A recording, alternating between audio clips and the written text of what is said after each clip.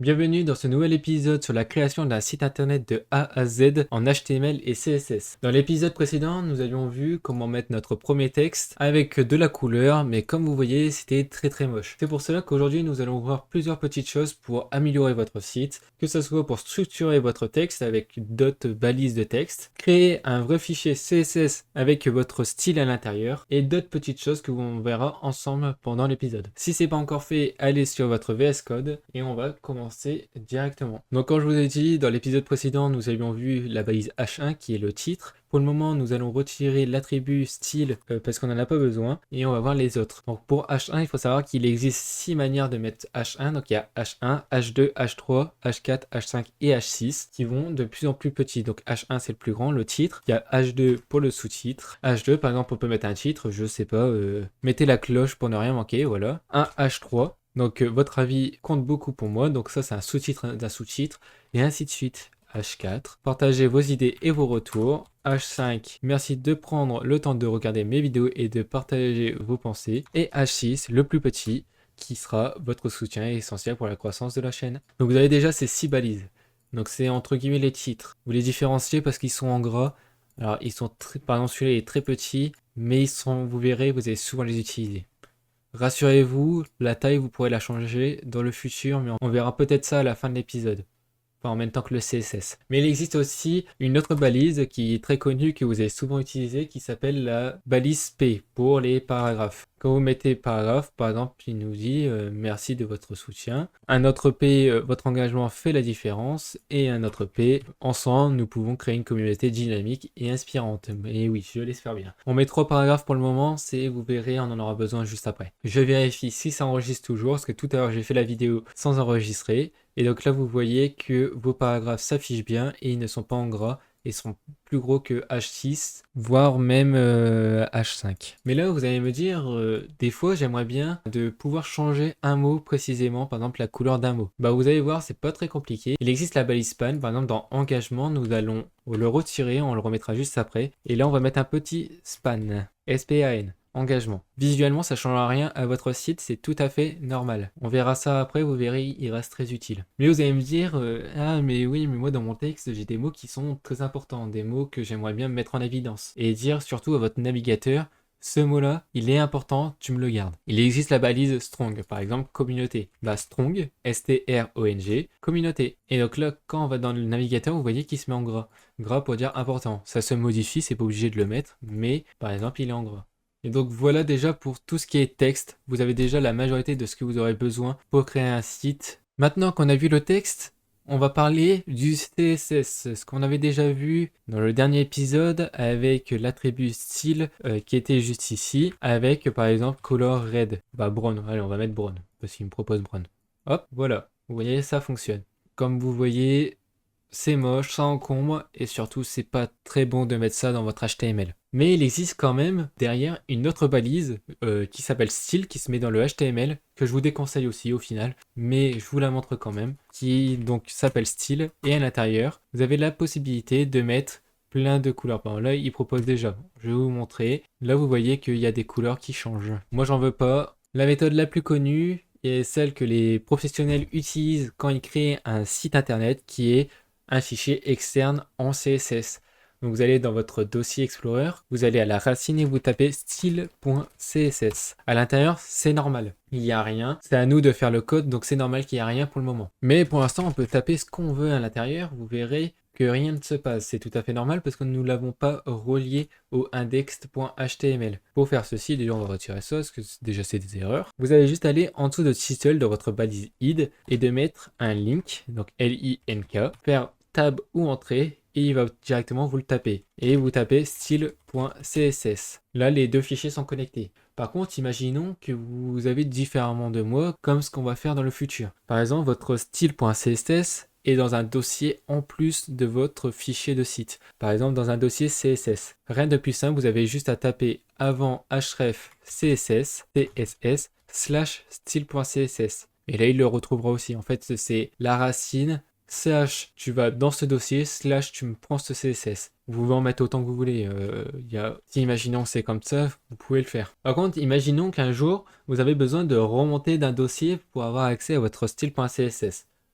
On le verra pas ensemble, mais ça pourrait peut-être arriver un jour. Vous avez tout simplement à mettre point// style.css, c'est-à-dire qu'il va en arrière de votre index.html. Il va chercher de l'autre côté, il y a un dossier avant si vous préférez. Mais par contre, personnellement, je vous conseille pour le moment, le temps du tuto, de rester à la racine comme moi.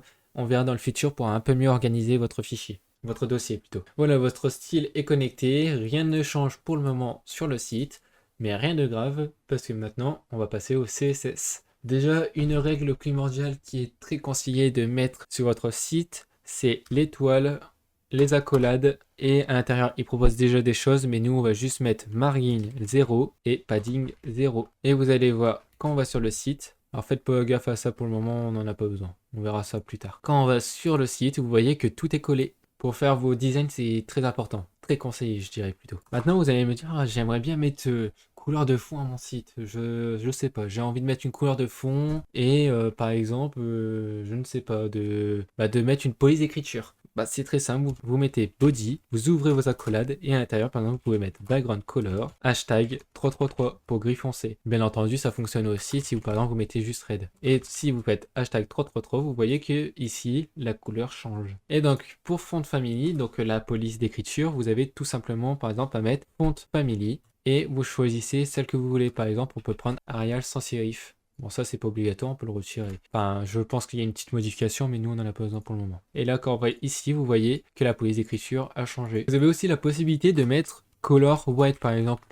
Vous mettez la couleur que vous voulez. Ça va permettre de dire à tous les textes où on n'indique rien dans le CSS pour que la balise change de couleur, vous mettez forcément en blanc. Et donc là, le texte est en blanc. Voilà que vous avez vu body, une des plus importantes, mais une que vous retiendrez surtout dans le futur. Donc n'apprenez pas par cœur, ça sert strictement à rien. Maintenant, imaginons, comme il dit là, vous voulez que votre titre soit d'une centrée, mais qui soit dans une autre couleur, par exemple rouge, qui soit surligné. Vous avez tout simplement, par exemple, à mettre H1. Vous ouvrez les accolades comme d'habitude, et à l'intérieur, donc color red, mettre par exemple donc text align center, et est-ce qu'il y en a un autre qu'on pourrait voir? Je ne pense pas, je pense que c'est déjà très bien comme ça. Si, comme je vous ai dit, le texte décoration underline. Vous voyez, votre texte est centré, en rouge et surligné. Maintenant, on va voir un autre truc, donc on va prendre de H2 à H6. Imaginons que vous avez envie que tous les sous-titres, peu importe le H que c'est, vous voulez qu'ils soient d'une couleur spécifique ou que ce soit centré aussi, etc. Rien de plus simple, vous avez juste par exemple à commencer par H2, mettre une virgule, ainsi de suite. H3, virgule, H4, virgule, jusqu'à celui que vous voulez plus. Là, par exemple, il nous a dit Text Align Center, margin top 10 pixels. Le margin top, on verra ça beaucoup plus tard dans les épisodes, enfin dans l'épisode prochain en fait au final. Et donc là vous voyez tout ça à part les paragraphes parce qu'ici on les a pas précisés. Maintenant on va parler du paragraphe. Le paragraphe c'est pareil, c'est exactement la même chose. Si vous avez envie, pour l'instant pour changer on va mettre color blue, vous voyez votre texte se mettra en bleu. Mais imaginons vous avez envie de mettre une couleur de fond. Vous allez juste faire background color et chercher une couleur. Par exemple je sais pas, on va mettre un petit orange. Très moche. Mais on va mettre orange quand même. Là, vous voyez, ça se met en orange en fond. Pour garder un minimum de beauté au site, on va retirer background color. Mais maintenant, quand on a utilisé paragraphe, rappelez-vous, on avait utilisé deux balises, span et strong. Pour les utiliser, c'est pareil. C'est par exemple pour span, comme je vous avais dit, c'était la balise transparente. Donc par exemple, on peut dire, pour span, moi j'aimerais bien que les boutons soient en violet déjà. Et on va utiliser tout de suite la notion font weight, comme il précise. Font weight, bold. Donc ça veut dire que span, tous ceux où il y a le span, ça soit en violet, mais aussi en gras. Et c'est exactement pareil pour strong au final. Sauf qu'en fait, strong, comme je vous ai dit, il est considéré comme un mot important. C'est quand vous mettez par exemple dans un strong, c'est que c'est très important. Et on peut dire par exemple color orange comme il avait dit. Et donc vous voyez ici orange. Maintenant vous allez me dire, oui mais bon, j'aimerais bien que un de mes paragraphes spécifiques dans un autre style. Rien de plus simple, vous allez dans votre index. Alors juste, on va retirer merci de votre soutien, etc. On va mettre un autre truc, on va mettre des lorem. Alors les lorem, c'est juste du texte fictif qui va nous permettre de voir en plus gros, en fait, des textes, des paragraphes plus gros.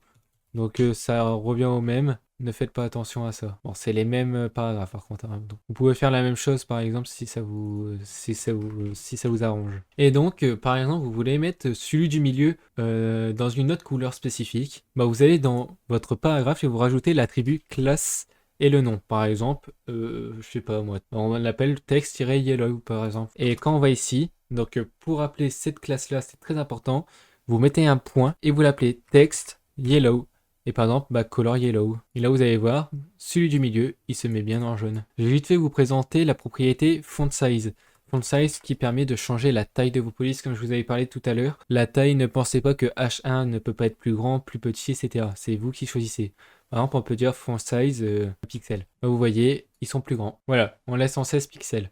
Mais vous allez me dire aussi, vous voulez par exemple que la largeur soit plus courte. Donc vous écrivez width et deux points par exemple, vous voulez que ce soit d'une largeur de 150 pixels. Quand on va ici, vous voyez que tout se met en 150 pixels, qui est très petit. Mais imaginons que vous voulez être un peu plus précis, qui sera très utile dans le futur. Vous voulez dire, je veux que ça prenne seulement, je sais pas moi, 40% de la page. Je viens de vous donner la réponse, vous écrivez 40%. Et donc là, vous voyez, ça a pris 40% de la page. Donc au final, vous avez votre texte en couleur et vous connaissez déjà la base de votre CSS. Mais bon, vous allez voir au fur et à mesure des épisodes que tout ça va simplifier pour vous, qu'il n'y a rien de compliqué et que surtout vous allez le retenir par cœur au bout d'un moment sans vous en rendre compte. C'est pour ça que dans le prochain épisode, nous verrons une notion que vous utiliserez souvent et qui vous permettra de rendre votre site un peu plus visuel grâce à des images. Donc on verra la balise image avec la possibilité de changer les dimensions, les bordures, de centrer l'image, de la rendre plus basse, plus haute, etc. Vous verrez ça au prochain épisode. Et donc c'est déjà la fin de cette vidéo. Si vous avez aimé cette vidéo, n'hésitez pas à mettre un gros pouce bleu, de vous abonner pour avoir la suite des épisodes et de mettre la cloche en même temps si possible. Et n'hésitez pas à mettre un petit commentaire si vous avez des questions ou si vous avez envie de partager des choses avec nous. Et puis moi je vous dis à la prochaine.